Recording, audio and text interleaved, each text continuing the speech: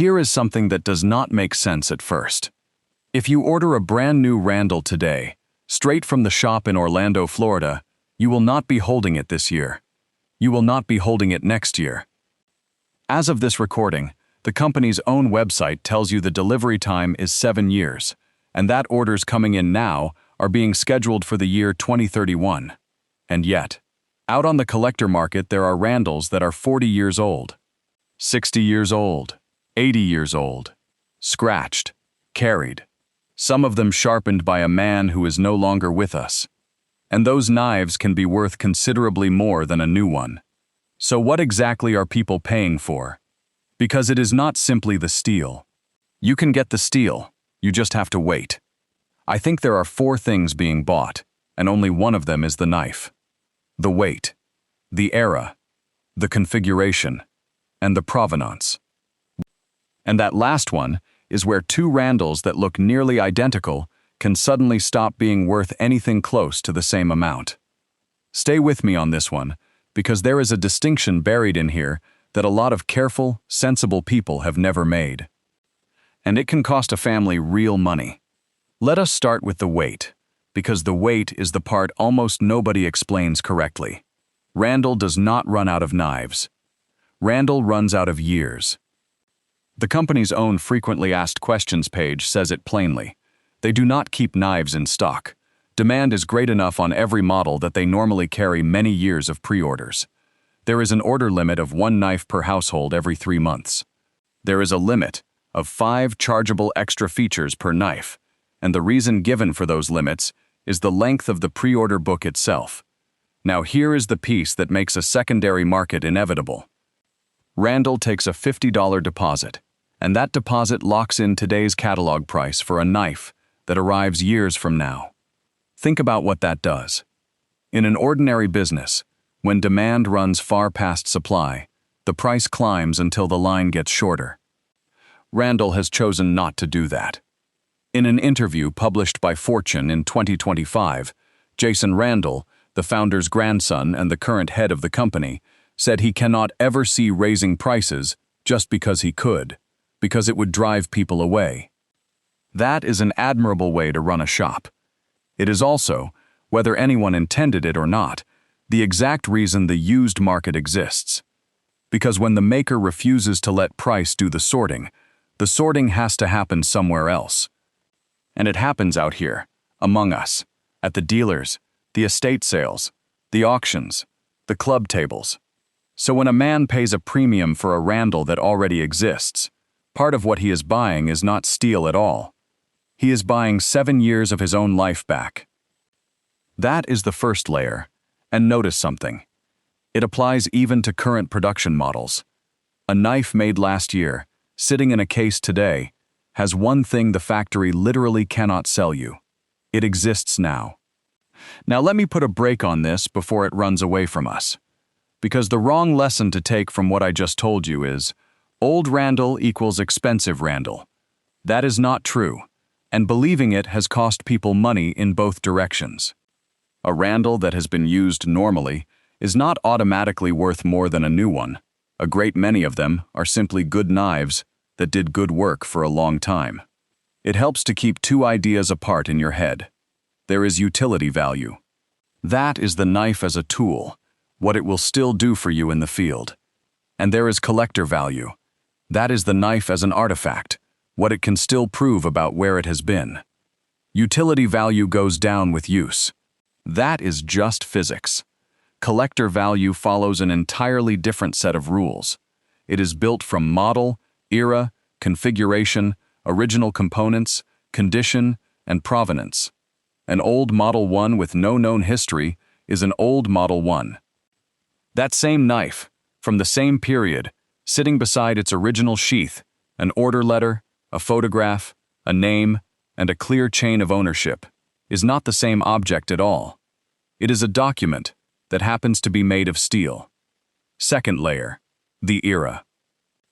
Randall's own history says the company was founded in 1938, after Bo Randall watched a man scraping paint off a boat with a beautiful handmade knife by W. W. Skagel and bought it from him on the spot.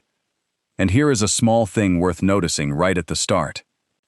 On Randall's own history page, that encounter is dated to the summer of 1936 in one place, and the summer of 1937 a little further down the very same page. I am not raising that to embarrass anybody. 80-odd years of company history will do that to a timeline. I am raising it because it is the first practical lesson of this whole subject. Never date anything, a knife or a story, off one source and one detail. Now, the war. Randall's account is that a young sailor asked Bo for a knife for close combat.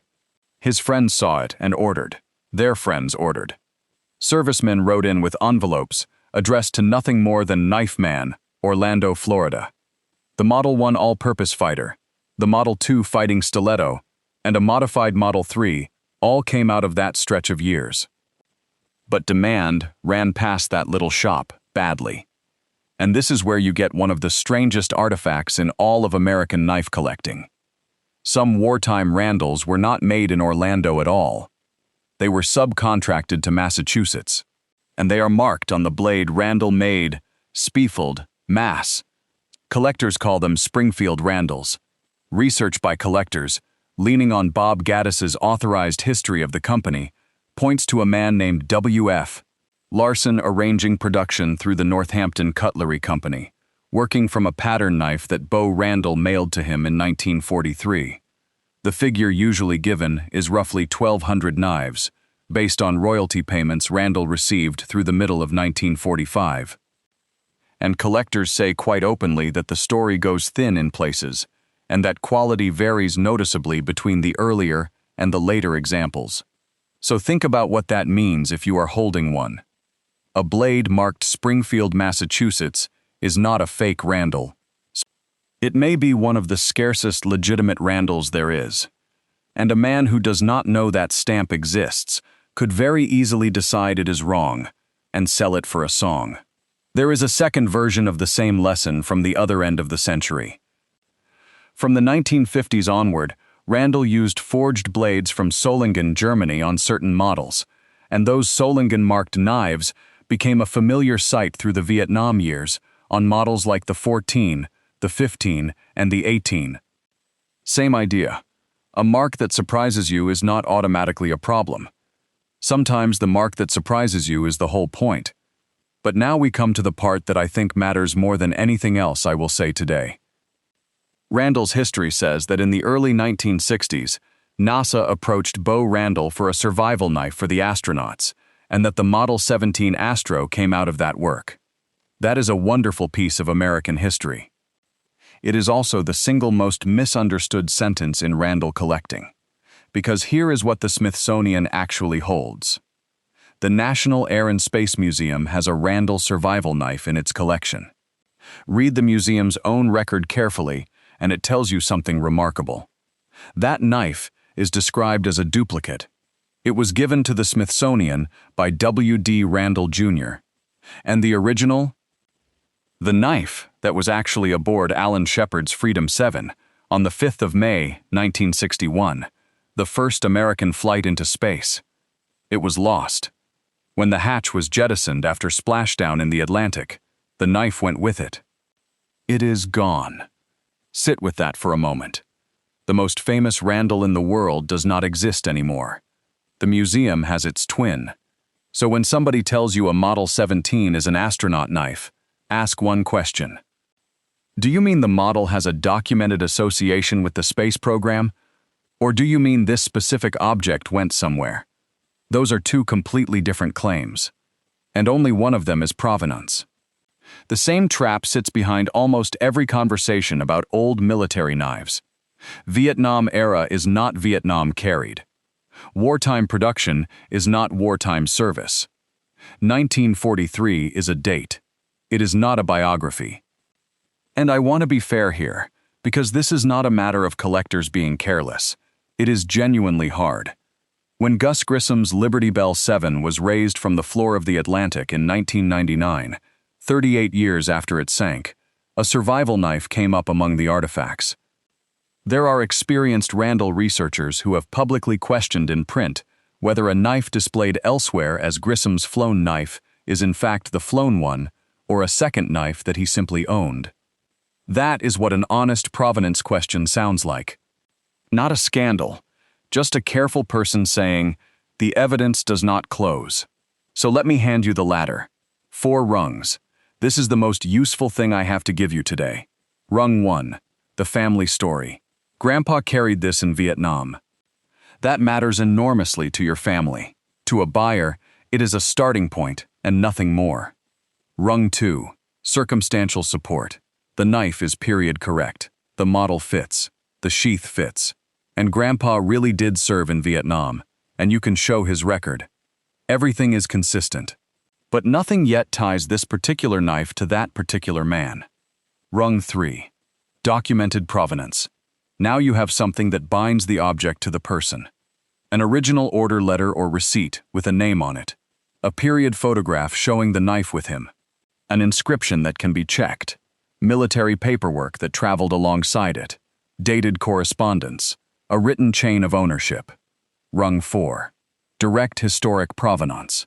The chain is strong, and it leads to a named individual, a documented event, or an institutional collection.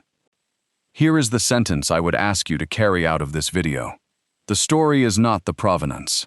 The evidence that connects the story to the knife is the provenance, and you can watch this work in real results.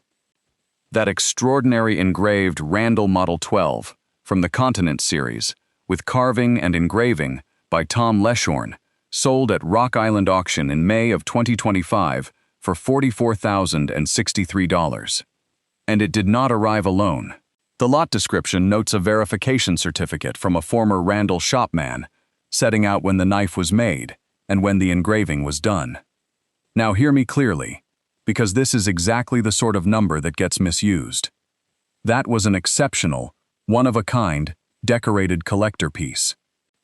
It is not what a Model 12 is worth. It is not what your Randall is worth. What it demonstrates is narrower and far more useful. Once configuration, rarity, artistry, and documentation enter the picture, the model number stops telling you the value. Third layer, configuration. And this one you can go and check tonight. Start with something Randall says about its own work. A customer asked the company why a Model 1 bought years ago is not identical to one bought recently. Randall's answer, in its own frequently asked questions, is that nothing truly handmade can be duplicated exactly, and that over the years they have varied particular models in order to improve them. Read that again as a collector, and it changes shape entirely. The maker is telling you that variation is not a defect. Variation is the timeline. So what do you actually look at? The blade stamp, the wording, the layout, the logo. It helps place a knife inside a range. It does not date it on its own. The steel. Randall's own certification speaks of hand-forged tool steel, or stainless, and which one a knife carries can matter to the configuration story. The handle. Stacked leather, stag, micarta, wood, the shape of it, and the pins. The spacer stack. How many spacers? How thick? What colors? Collectors lean on this one heavily. The hilt and the butt cap. Brass, nickel silver, aluminum, shape and finish. And then the sheath. And the sheath deserves its own minute, because Randall did not make its own early sheaths. They came from outside shops. H. Heiser of Denver, Colorado, made a great many of them. A small number were made by Clarence Moore in a back room of a hardware store in Orlando. Later you get the rough-backed sheaths associated with Johnson.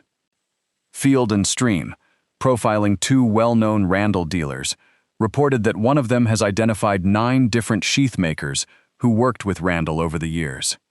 9. And the collector literature on this is not settled. There is a running, good-faith argument about who supplied certain brown button sheaths in the middle 1960s, and whether there was another maker in there that nobody has documented. Serious researchers disagree with each other in print about it. And I find that genuinely wonderful. It means there is still real work to be done by ordinary people on ordinary objects. But it also means you have to be careful with one specific idea. Period correct does not mean original to this knife. Knives, sheaths, and stones have been separated, swapped, replaced, and reunited for 80 years. Randall itself will supply a replacement sheath, but its stated policy is that the knife has to come into the shop so the sheath can be fitted to it. Which tells you two things at once. Sheaths do get replaced legitimately, and a sheath that fits perfectly is not proof of anything on its own. Fourth layer, condition. And here I want to be very direct with you, because this is where families lose the most. Generally, better condition is more desirable. That is true. But consider two knives. The first is nearly mint, beautiful, and nobody knows who owned it. The second carries honest wear, and it comes with a photograph of the man who carried it, and paperwork that ties the two together. Those are not the same kind of object, and they will not be judged the same way. Now, I am not romanticizing damage, rust, a broken tip, a blade ground away by decades of hard sharpening, an amateur rehandle. Those hurt, and they hurt honestly. The distinction you want is between honest historical wear and later damage. And this next part, I would write on the inside of every heir's eyelids. The worst thing you can do to your father's old Randall is make it look new. Do not buff the blade. Do not polish the stamp until its edges go soft. Do not sand the handle. Do not re-dye the sheath. Do not sharpen it just to sell it. And whatever else you do, do not remove an inscription because you think it is a blemish. That inscription may be the single most valuable thing in your hands.